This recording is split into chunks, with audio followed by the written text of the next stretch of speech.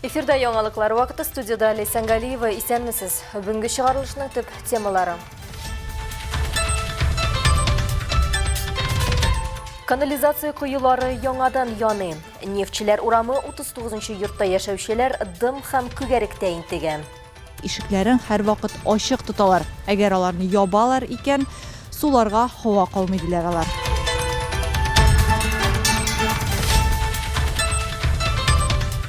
Эшкә төзәтмәләр кертеп, Татарстанның Россия пенсия фонды җитәкчесе Ознакайдагы клиентлар хезмәтенең эшен бәяләде. В Ознакаево, если говорить более по существу, крепкий коллектив.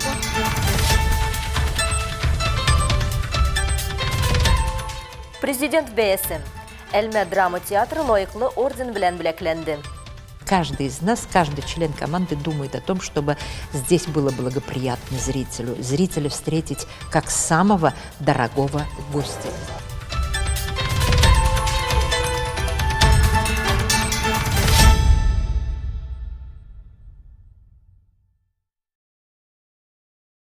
Янгында 3-нче кат балконыннан сикергән ир-ат зыян күргән. Янгын Әлмәт шәһәренең Төзүчеләр проспекты 78 адресы буенча урнашкан 10 катлы торак йортта килеп чыккан. 3-нче катның баскыч мәйданчыгында беренчел мәгълүматлар буенча ут төртү нәтиҗәсендә балалар коляскалары һәм велосипед яна. Подъездда көчле төтен булу сәбәпле 3-нче каттагы фатирларның берсендә яшәүче коткарылу ягын эзләп кухня балконына йөгереп тәрәзәдән көрткә сикерә. 20 яшьлек ир-ат аягын имгәтеп хастаханәгә затылган. Янгын сүндерүчеләр 1,5 квадрат метр мәйданда чыккан ачык янгынны сүндергәннәр.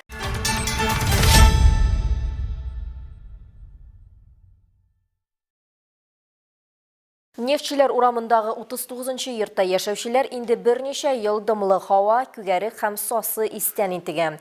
Проблема тулган канализация куюларында булырга тиеш. Җаваплы ишмалар суны суыртса да, вакыт узгачы вәзгыять янә кабатлана. Алга таба ни эшләргә белмичә, йортта яшәүчеләр безнең телекомпаниягә мөрәҗәгать итәргә булды.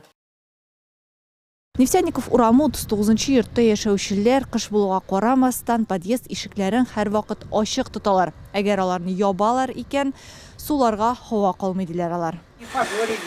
Так написали это дня 3 назад, а там вода.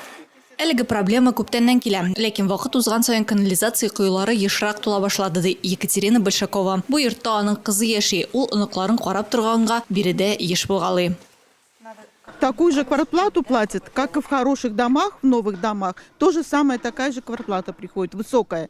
И за это платят вот жители. За что платят? За этот вонь, который невыносим. Здесь очень много с маленькими детьми живут. Представьте, каково вот они дышат. Это что такое? Невыносимо это. Плесень пошла. Очень боимся, что и до 5-го этажа дойдет плесень. Вот очень боимся. Давайте я тоже сейчас побольше. Подвал гадәттән тыш хәлләр очрагында яшерне урыны булып тора. Моны 4 көнлек барлыкка килгән ишектәге язу дәлилле. Тик күп фатирлы йорт яшәүчеләренең без килгәнчәгә кадәр бинага керү мөмкинлеге дә булмаган.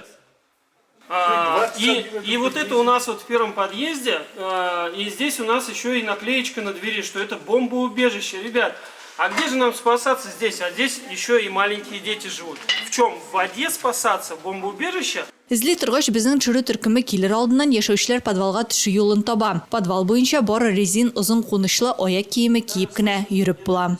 Вот по столбу и видно. Это ужас же, вообще ужас. Это откачали сколько воды уже отсюда. Но это просто ужас. Там, да, там все, короче, видно, до туда прям там все в воде. И эта проблема была изначально, раз-два месяца может быть. Элек бу проблема 1-2 айга бер генә була иде һәм ул булай ук уңайсызлыклар тудырмый иде. Ләкин вакыт узган саен ул ешрак була башлады. 5-нче этажга кадәр сосы исменә, ә бит подвал һәм 5-нче этаж арасы якында түгел инде. Шуңа карамастан интегәбез. Пятого, конечно, где подвал, где пятый, но тем не менее мы вот с этим вот страдаем. Без йорт өчен җаваплы алсу идарәче компаниягә мөрәҗәгать иттек. Алар сүзләренчә, подвалда су кыюлар тулганлыктан барлыкка килгән. Водоканалга гаризаны алар инде берничә тапкыр җибәргәннәр. Водоканалның кабул итү бүлегендә 28 февраль 1 һәм 4 мартта тыгылган урынны ачыклап, аны чистарттылар дип аңлатылар. Россия Федерациясы пенсия һәм социаль иминиятләштерү фондының Татарстан бүлеге җитәкчесе Эдуард Вафин Ознакайга эшлекле визит ясады. Ул клиентлар хезмәте эшчәнлеге белән танышып, персонал белән аралашты. Кайбер юнәлешләр буенча төзәтмә һәм тәкъдимнәрне кертте. Бу хакта тулырак мәгълүмат Эльмира Шарифуллина сюжетында. Социаль фондның азнакай бүлеге клиентлар хезмәтендә халыкны кабул итү 7 кабинада алып барыла. Биредә бүген 19 меңнән артык пенсия яшендәге кешегә дәүләт хезмәте күрсәтелә. Клиентлар хезмәте җитәкчесе Миләүшә Шайдуллина озатуында Эдуард Вафин халыкны кабул итү өчен тудырылган мөмкинлекләрне карап чыкты. В Знаково, если говорить более по существу, крепкий коллектив. Асылда көчле коллектив, энергияле җитәкче, алар мәҗбүри чараларда гына түгел, кайбер читкә юнәлтелгән темаларда да катнашалар. Республикада беренчеләрдән өлкән буын аралашу үзәге ачтылар. Монда администрация башлыгы Марсель Зөфәр улына зур рәхмәт сүзләре. Слова большой благодарности за поддержку. Пенсия фонды һәм социаль иминиятләштерү фондлары берләшү уңай нәтиҗәләрен күрсәтә дип билгеләп узды Эдуард Яфас улы. Мы сейчас пообщались с бывшим сотрудником. Социаль фонд хезмәткәрләре белән аралаштык, алар берләшүдән канәгать. Әгәр без моны кешеләр өчен эшләсәк, әгәр кешеләр канәгать икән, бу бик яхшы. Позитивно зацепляет, это супер. Бүген социаль фонд хезмәте һәркемне кулачлый, тумыштан алып гомер ахырына кадәр озата бара. Татарстан Республикасында 1,114 мең пенсионер бар. Бездә бүген 191 мең бала түләүләре алучы бар. Быел түләүләр республикада 2,38 миллиард сум тәшкил итә. Бу бик зур суммада акча. Безгә хезмәт һәм социаль яклау ел ярым элек биргән функцияләрне, башка функцияләрне дә алачакбыз. Әйе, чыннан да барлык функцияләр бер ноктадан булачак. Кабул итү ноктасы, түләү ноктасы. Менә шундый зур социаль фонд сакланачак. Социальный фонд. Әйе, социаль фонд хезмәткәрләренең уртак максаты бар. Ул халыкка сыйфатлы дәүләт хезмәте күрсәтү. Илмира Шәрифуллина, Рөстәм Әкбаров, Яңалыклар вакыты, Луч, Әлмәт телекомпаниясы. Біз бүйік жеңуге кетірген 1945 елның март айын иске алуны дәвам етәбіз. 45 елның 5 марты 1353 суғыш күні. 5 Белоруссия фронты ғаскерлері начальнигына қаршы тұрышы дұшманны юк ету, Данцик һәм Гдыня шәһәрләрен алу һәм Балтик диңгезе ярларына шығу тәләбі белән юғары башкомандование ставкасы директивасына кул қойыла. 2 Белоруссия фронты ғаскерлері Помераниядәге һөҗүмне уңышлы үстереп, Кезлин шәһәрен алалар. Фронт ғаскерлері душманның Померан группировкасын 1 Белоруссия фронты ғаскерлері белән берлектә таркату бурычын үтәп, Кезлиннан төньяктарак районда Балтик диңгезенә чыга. Фронт ғаскерлері үзләренең төп көчләрен көнчыгышка, Данцикка таба бара. 2 Украина фронты ғаскерлері Лучинец шәһәреннән көнбатыштарак Чехословакиядә сугыш алып бара. Җиңүгә 66 көн калып бара. Колабызда бүйік ватан сугышы ветераннарын һәм инвалидларын җиңүгә өлеш керткән тыл хезмәтчәннәрен хөрмәтләү дәвам итә. Әлмәт районында ватанны саклаучылар һәм бүйік җиңү юбилее елы уңаеннан 450-дән артык юбилей медальләре тапшырылачак. Чираттагы Ровесник яшүсмерләр клубында узган тантанада безнең төшерү төркеме булды. Уважаемые мои труженики тыла, Гарифуллин Габдрауф Шафикович, Каримов Яскер Тухатулович, поздравляю вас. Котлауларны җиңүне якынайтуга өлеш керткән һәм дәһшәтле сугыш елларында ватаныбызны саклап калган Габдрауф Гарифуллин һәм Яскер Каримов кабул итә. Аларга Бөек Ватан сугышында җиңүгә 80 ел юбилей медальләрен тапшыру тантанасына территориаль иҗтимагый үзидарә рәисе, ветераннар советы, ветеран эзләү отряды һәм яшүсмерләр клубы вәкилләре җыела. Каждый из вас за все это время вложил в нашу жизнь только много положительных дел. Это не только участие на фронтах и в тылу, но и послевоенное время возрождали нашу экономику. Сугыш башланганда Габдрауф Гарифуллинга бары 9 яшь була. Шул ук елны аның әтисе сугышта һәлак була. Әле сабыйлыктан да чыгып бетмәгән меңнәрчә балаларның ил язмышын уллар белән бергә күтәргән уртак язмышлары авыр булды ди ул. Вакыт шунда иде инде эшләргә, потому что обстановка требовала. Тогда же Подмосковье, значит, уже Гитлер дошел до Москвы почти. У меня отец погиб в Подмосковье. Отец Подмосковье. Не погиб, а ранен был, стал. Вот так. 67 ел хатыны белән бер-берсен яратып һәм аңлап яшиләр. 4 бала үстереп, аларга яхшы тәрбия бирәләр. Без аның белән 67 ел бергә яшәдек, хатыным белән, аның белән бергә яшәдек инде. Biz аны әле бүген дә балаларым белән сөйләшеп торабыз. Без андый нине күрмәдек. Андыйны күргә вакыт булмады. Балаларым белән тырышып, Алар да колхозда да эшләделәр, укыдылар да. Сугыш елларында безгә икеләтә авырга туры килде дип Яскәр Кәримов та искә төшерә. Сугыш башланганда аңа 11 яшь булган. Бик яшь ятимлек ачысын татырга туры килә. Әнисе сугышка кадәр, әтисе 1942 елда вафат була. Яшәргә тырышмасак, яшәп була торган түгел. Тырыштык и верили в будущее нашу. Эх, Россия, Россия! Я и сейчас просыпаюсь и помню все это дело. Гомер буе нинди генә эшкә тотынса да, җиренә җиткереп эшләргә тырыша. Намуслы хезмәте өчен берничә тапкыр мактау грамоталары, хезмәт ветераны медале белән бүләкләнә. Бүген 95 яшендә яшьләрнең йөрәкләрен җылытырлык җырлар башкара. От Москвы до самых до окраин, с южных гор до северных морей, человек проходит как хозяин необъятной родины своей.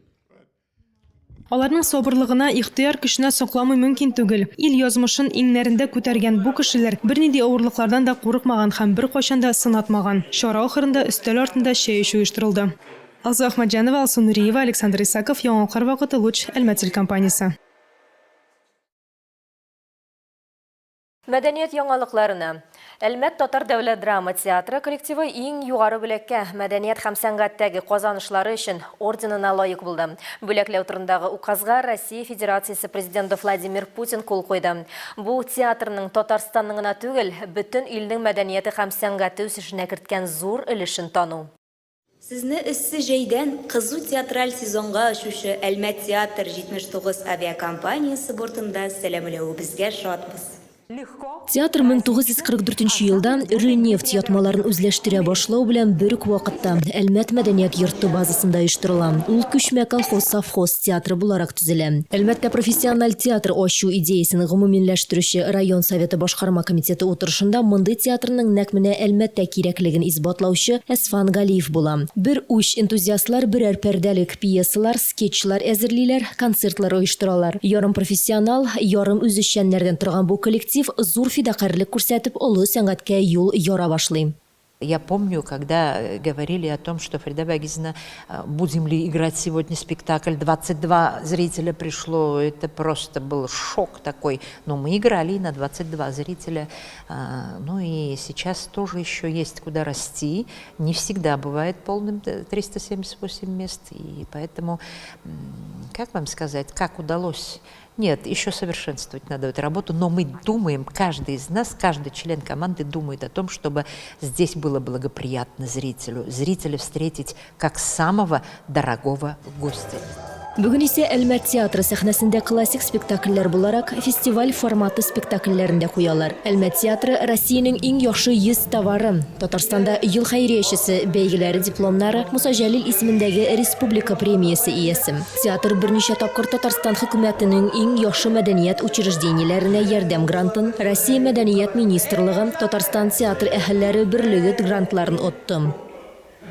Армейчику повезло, что такой гениальный режиссер работает здесь у нас. Театру повезло с вами. А какие спектакли? Бесподобные спектакли.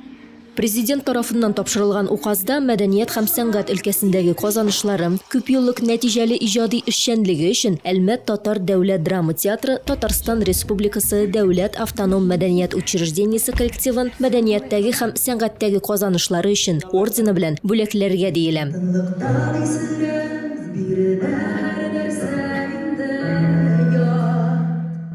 Искәртеп үтик, Ураза айы уңайыннан 5 марттан спектакльләр 19 сәгатьтә башлана.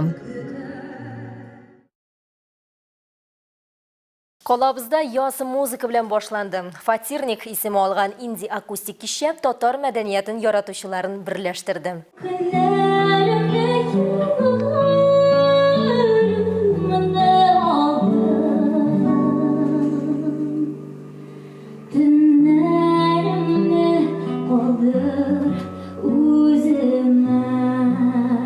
Жылы Кунакчыл кеңлекке әверелгән авторлык җыр клубында узган кичәнең төп геройлары Алсу һәм Элина. Алар татар музыкасын бөтенләй яңа яктан тәкъдим иттеләр. Элина Ситикова иҗаты татар хатын-кызының бүгенге тормышы турында сөйли. Акустик концертта аның үз җырларын һәм заманча интерпретациядәге татар классикасы Алтын фондыннан композицияләрне ишетеп булдым.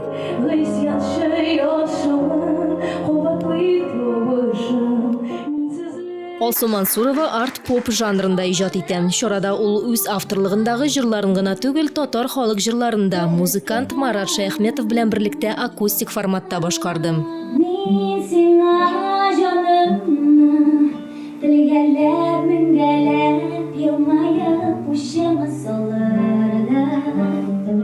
Әлбәттә инде ул күбесе әйтәдер үзгәрә һәм аңа да ниндидер яңалыклар кертелүе, шундый матур ачык концертлар, яңа заманча музыка белән килүче артистлар концертлар кую теге бернинди дә шаккатыргыч әйбер түгел, бик рәхәт булды.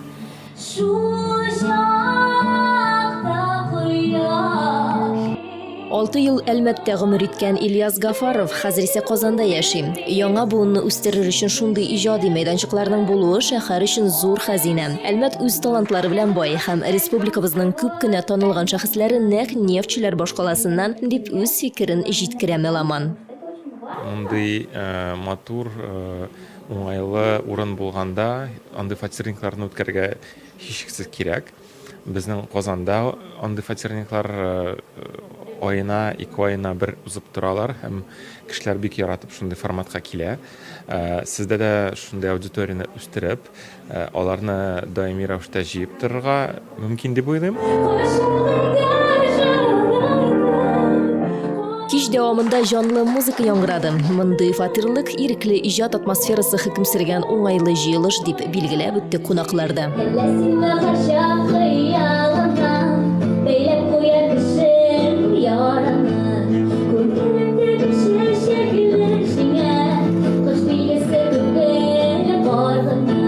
Минемчә, Әлмәт өчен бу бәләкәй генә концерт, яңа сулыш. Мин шундый җырларны татар телендә бер кайчан да ишетмәдем. Шуңа күрә минем өчен ул ачылыш.